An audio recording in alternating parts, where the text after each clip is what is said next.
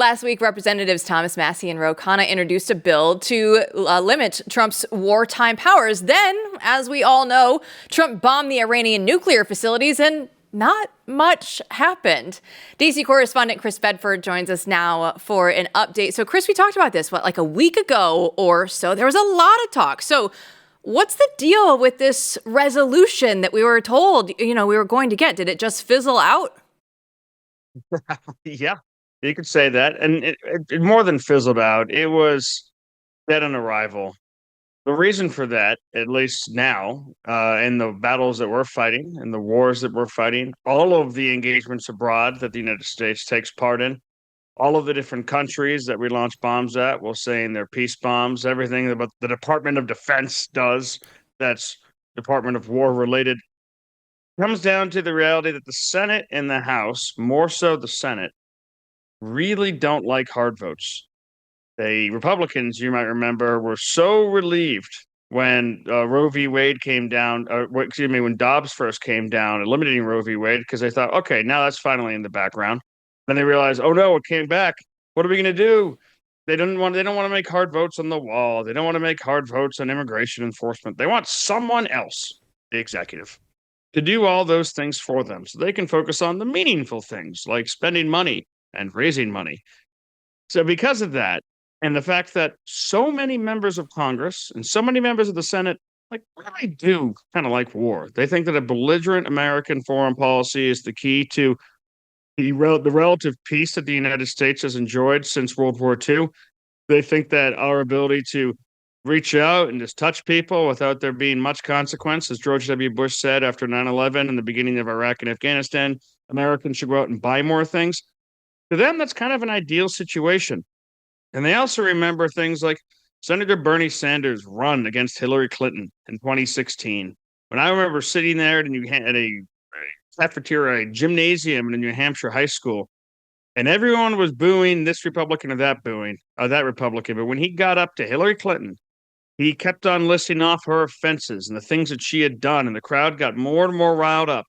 And then when he finished with, and she voted for the war in Iraq, that place shook like I have never seen a political rally shake, with just roars of anger. And, senators look at that and they say, wouldn't it be great if we didn't even have to vote on that? If we could just criticize the president and say, we don't like that call, or we can congratulate the president and say, we like that call. But no one actually asks us. They kind of prefer to be on the sidelines, a peanut gallery, and they've given up oversight. So until that changes, you're not going to see real momentum. Yeah, that's well said. And this is an interesting one because, the War Powers Resolution coming up from the 1970s, the Congress did pass, is something that presidents really have on principle disregarded in the sense that they don't think it's constitutional. No presidential power, no one who sits in that office wants to say that Congress can check them in these kinds of incidents, because they want to say that they have the authority, right, to decide when there's an emergency. It all revolves around what the declaration of war means. And this is an important constitutional issue that has been going on for a long time, right? It's been simmering in the background for a long time, given the nature of the weapons we have.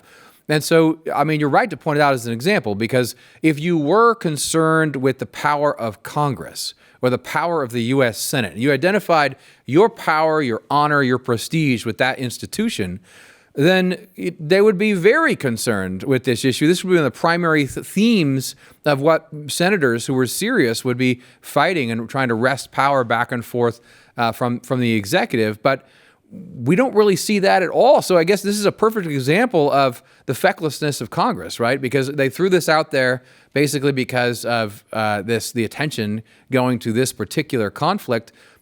But nothing happened. Do you think there's anyone in there who actually cares about this kind of stuff?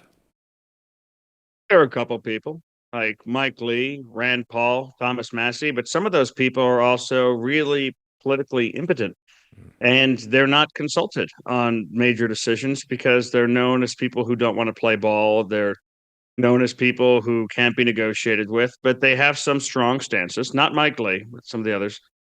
They have on not playing ball. These guys, they have some strong stances, and some of them they can have an impact, and other ones they're kind of just yelling into the wind. Congress surrendered oversight of the executive in general, and that includes war powers. They've given up on they don't want to actually hold hearings. They don't want to actually really dig in. They want to grandstand, but they're not necessarily get to the bottom of things. They're not asking serious questions in good faith. They're just attacking the witnesses from the other party or the person from the other party. And this goes both ways. This is Republicans and Democrats. And then both sides will go on their chosen primetime shows that evening and they'll crow about the things that they said and they'll use that to raise money. That's just kind of the role that Congress has put itself in. And this is a place, an interesting spot where the framers were wrong, that Congress would jealously guard its power, the legislative would. That doesn't actually seem to be the case. They will jealously guard their fundraising. They'll jealously guard appropriations still. They're really interested in their ability to spend money. But in relation to the executive, they just don't want to be held to account. How many Republican and Democrat senators out there, for even us, if someone were to quiz you, name every single Republican senator. I cover them for a living. I would definitely miss some. I could name the states. It's not every single senator. And folks who are paying a little bit less attention certainly wouldn't have either.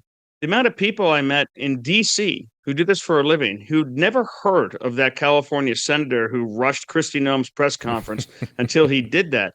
It's because so few of them actually do anything. And you can kind of tell, like when they retire or when they pass away, you'll see these either political or life obituaries talking about they stood for the disenfranchised and for women, and they stood for the underprivileged, and they stood it. But almost none of them actually reference a bill. None of them actually reference, and this person did this consequential action that made this impact on these people's lives. They were just a fighter for justice. And some of them aren't really doing anything other than raising money and staying in power, and they're comfortable there. There is one person that we actually haven't mentioned on the show in quite some time, and that is Jasmine Crockett. Now, she went out today and was talking about Iran, and she said, I'm the one that's supposed to be making the decision. She threw a bad word in the middle of there that we're not allowed to say on television. But Chris, there are still people out there that want to say, no, it's me. I'm the one with the power. I'm sorry. Are you the executive? I don't believe you are, Jasmine Crockett. No, she's that rare, wonderful case. I love her. She's great. She's so much fun to click on, to watch her videos. I mean, classy, dumb people can be rather entertaining, and trashy, smart people can be super entertaining, definitely. But when you're trashy and stupid, sometimes it's just a combination that's just hysterical, but you don't really want to be around them. And what's weird about her watching this, same thing with AOC and some other folks, is when they come out and they say these just kind of stupid things. Everyone around them, the people that surround themselves with, nod and say, yes, preach. That's right. That's the way. It's not the way. It's not true. They don't actually know what they're talking about. It's a perfect example of the complete and total decline in civics education by people who actually are supposed to be governing us. The fact that we're kind of governed by stupid people more often than we're governed by evil people. And I'll tell you that I remember visiting some of the friends' houses of people who've become rather influential in Washington, important in the Senate, important in the White House, and they're reading 100-year-old books on operations of the House and Senate. They're reading the memoirs of people long past who existed and lived during a time and governed during a time when they had a real impact. They're studying Senate procedure. The people who know Senate procedure in and out and understand the history of the Senate are in higher demand than someone who can work on a 1930s car in Cuba. They're absolute gold. And that's just because they read imminently attainable information, which, granted, I call them most of the time. I'm not reading those really long tomes. I've got a million things going on myself. But so few people in Washington who are in those positions are taking advantage of understanding the history, understanding the people who've come before them, understanding the powers they have, understanding how to do different things. And they use it to take advantage of not just a public, but their colleagues who actually don't understand this stuff. So an example would be Mitch McConnell or Senator Harry Reid, the late Senator Harry Reid. These guys understood procedure. They understood history. They understood how the Senate worked. They didn't always use it for conservative ends. very rarely, but they would use it for their own ends, or in Harry Reid's case, for progressive ends, for the control that they were able to exercise. They would tell people the things that they knew were possible were impossible, and everyone would nod and agree. Or they would tell people that things were possible that they had never even thought about because they knew the actual procedural ways to get this accomplished.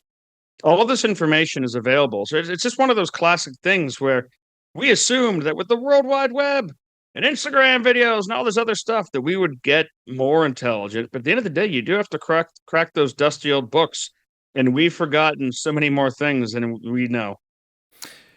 Man, music to my ears, because when I leave here, I will be yelling at young Publius fellows for Claremont, saying exactly what you're saying and telling them to read the words.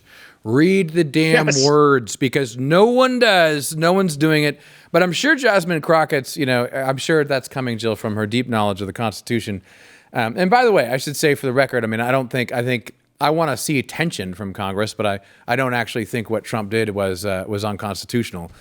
But it's certainly not by the War Powers Act. No, and certainly not in the context of post-World War II America. It's not unconstitutional at all. But I'd like to see Congress come back and say, well, hey, this could be a declaration of war because you're essentially starting one. I mean, we want to see that tension.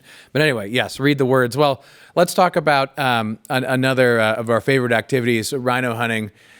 During an appearance on GD Politics, Senator Lisa Murkowski teased that she may be bucking the status quo soon. What does she mean by that, Chris? Well, do it. She's talking about finally openly becoming a Democrat. I mean, she's kind of a Democrat in all but name, and a lot of the different things that she pushes for. She's not just out of step with the current moment in Republican politics, but she's out of step with the last 15 years of Republican politics, which puts her even out of step with the broader U.S. Senate. Now, there's something to be said for the importance of rhinos in a lot of different cases. There's different Republicans who could not be elected in certain states. Were they not more conservative? Were they not the more moderate or liberal Republicans that they are? And when those people, even when those people aren't going to back you to the hilt on this or that, they're going to back their party on the things usually that generally matter. And Murkowski is one of those folks who can be brought along to vote yes on things that the leader really needs, or the president, if they're a part of the same party, really needs, and can be reliably counted on, like most, to yell from the ramparts when it actually doesn't matter about how it's bad. But Alaska's a different case. Murkowski would be long gone if it wasn't for the fact that she literally rigged the election system in Alaska and put in ranked choice voting. First, she lost a Republican primary, and this was years ago. The Senate, the Senate Majority Caucus or Fund or whatever the heck it was, sent some people who I know, to Alaska to try and figure out how to orchestrate a write-in ballot campaign. They didn't want some Tea Partier in there, and they got her over the finish line, over the Republican, by running as an independent with a write-in ballot. That was impressive work that a lot of Republicans have since come to deeply regret. They find it a lot easier to work with someone like Mike Lee, who is a principled conservative, than they do with Murkowski. Although Murkowski can usually be bribed with some kind of payoff for this or that thing that has to do with Alaska. Then she put in the ranked choice voting, which basically means that she may be the second or third option for a lot of actual Alaskan voters, because many of them do lean, at least libertarian version of Republican. But she wins because of the way that her opposition is so disparate and so spread out and so hard to actually get in line in some kind of concerted campaign. So if she would decide to run again, I don't think she will. If she wants to put a D next to her name, well, that'd be great, because if that's the kind of case, the Republicans would actually be able to get someone who represents better the interests of the Alaskan majority, which supports the president. Rip the Band-Aid off. Let's go already. What are we waiting for? As MP is going to head out west to shape the young minds, we are eagerly anticipating welcoming Chris Bedford here to what is Jasmine Crockett country, unfortunately, but very excited to have you here in Texas tomorrow either way. I can't wait. And I will say about the homework that Matt assigns for the fellowships in Claremont, it's like I did the Lincoln one years ago. It's basically a graduate course worth of reading for a week and a half worth of discussion. And it's actually the best read. I actually did all of the homework because it was so fascinating and I loved it. I learned so much. I was lecturing people for the next couple of years on different shows and in different articles. Like, actually, Lincoln at the Lyceum said this completely different thing. And, that might have really irritated them, but it definitely was so enriching, but not quite as enriching as my first cold martini or margarita in Dallas. Well, reading the words is important, but also cold martinis are probably equally important in life. Maybe combine them. Yeah, no ChatGPT back then. Bedford actually had to read all of the words. There was no shortcuts at that point in time. Bedford, thanks so much for the time. We'll see you tomorrow. See you tomorrow.